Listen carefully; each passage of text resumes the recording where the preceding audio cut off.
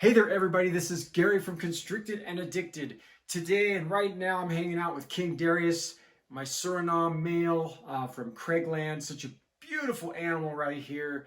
But what I want to do is give a quick update on my Super Dwarf retic.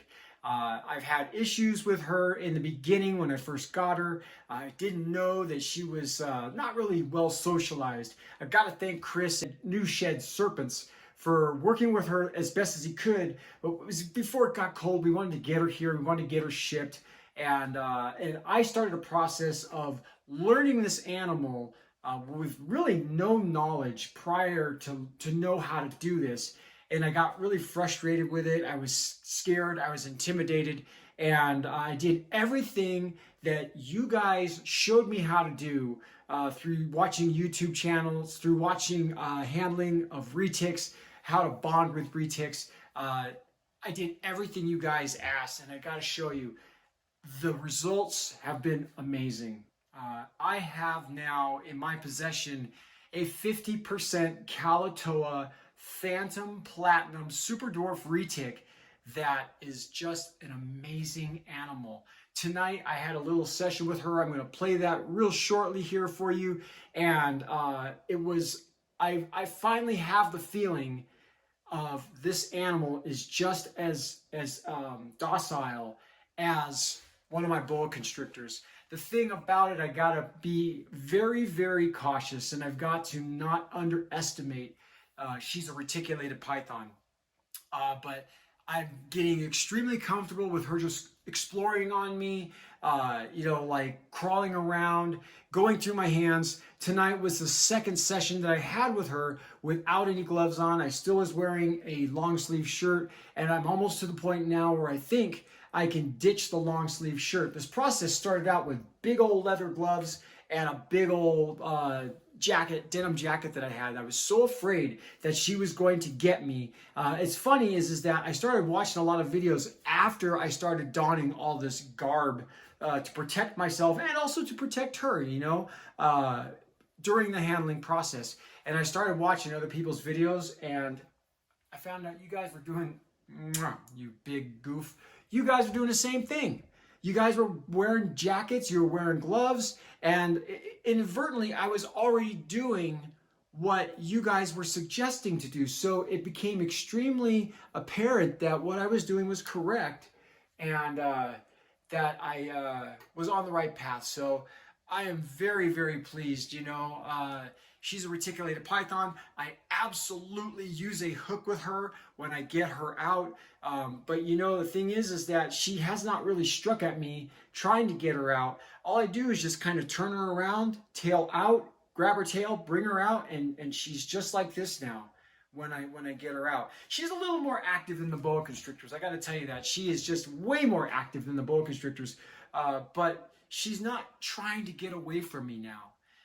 These last few sessions of holding her and spending time with her, she actually curls her tail around me, but yet still goes through my hands because she's young and she's active and she wants to do things. So it's really neat, I gotta say. I mean, I went from a snake that bolted out of a package to try to get away from me, and here I was, scared to death of this animal, of being bit, of it getting away. What was I going to do? I had a bin close by. Was I going to be able to get it into the bin? Was I going to be able to get it out of the bin, right? All these things were going through my head, and when I finally got her into the bin, I was like, now what? How do I get her out? And I just did the next right thing. One thing that I didn't do correctly with this, and I don't recommend this, I've had issues, is I had to put her right into a larger bin. I had to put her into a container where it was safe for me to get her, to get the drawer open, to get her out, and so that she knew that I wasn't a predator. So unfortunately, she went into, with my Argentine and my Dumeril's boa constrictors, without quarantine, basically. But she doesn't have mites, she doesn't have anything. She's a perfectly healthy snake, and I would never ever do that again. But being the size that she was, I was afraid. to pull her out of a bin. So I don't recommend it. I've never done that before. I've actually quarantined animals for over a month and still brought mites into a collection. So don't ever do that. That's a big no-no. I only did it because out of fear. And I got very, very lucky. I don't care if it's a friend of mine that gives me a snake. That snake usually goes into quarantine for about 3 months. I want to see sheds. I want to see poops. I want to see it eat. I want to make sure it's got nothing. I keep it on paper towels. I do all that stuff. And with Cora, I just didn't do that. So I got lucky. So she's just really, really tamed down. She's much like this now, how King Darius is with me. Like I said, a little more active. So I'm going to show you the videos that I've taken. I'm doing this one on my iPhone. I couldn't get the videos that I took on my iPhone to email, so I just said, screw it. I'm not going to play around with it anymore. I'll just do the whole video on this. I'm going to show you the videos, and I hope you enjoy. This has been such a wonderful experience. So if you got a reticulated python and you're struggling with it like I was, there's hope. I mean, this is almost a 2-year-old. She was born May 23rd, 2020. So May 23rd, 2020. She's almost 2 years old. She's like 18 months old. And she's a wonderful animal. But when I got her, she was a little defensive. And even getting her into her home, she was defensive in and out. I would open up and she'd strike the glass. She doesn't do that anymore.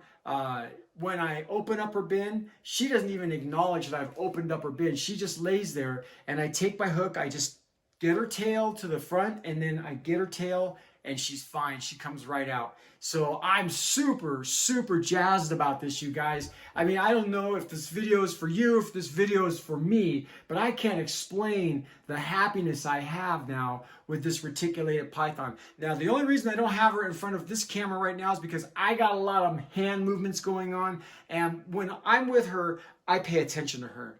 I see what she's doing. So I wanted to do those videos. I kind of snuck the camera on. I came around, I hit record, and I just sat in front of the camera, and I just let her run through the camera, you know, showing her colors and basically showing that, you know, the intimidation factor for me is almost gone. Yeah, I still have a little bit of shakiness in my hands when I'm holding her, but the more that I hold her, the more settled I get. And I know that she can feel that. So I want to get as comfortable as I can when I'm holding that animal. So eventually, hopefully, I will be able to do this with her in front of the camera and not feel like she's being threatened or uncomfortable, and that I can actually take my eyes off of her and do a video. So here you go, you guys. Thanks a lot. I appreciate it. And thanks for watching. Thanks for all the new subscribers. I appreciate you, and we'll see you next time. So here she is. Really, really happy with this girl. She's getting so much better with handling. I'm getting more confident with her. She's just a beautiful, beautiful animal. I'm just very happy with how things are going with her. She's not flighty at all. I mean, she just loves to kind of just hang out and do her own little thing. Love watching those long tongue flicks with her.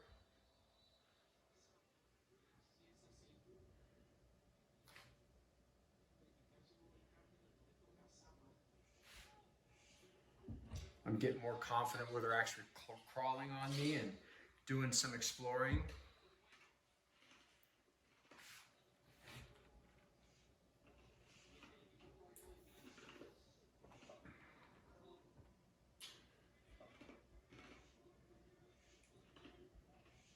Sooner or later, I'll lose the long sleeves. But tonight it's just a long sleeve shirt. Just letting her do what she wants to do.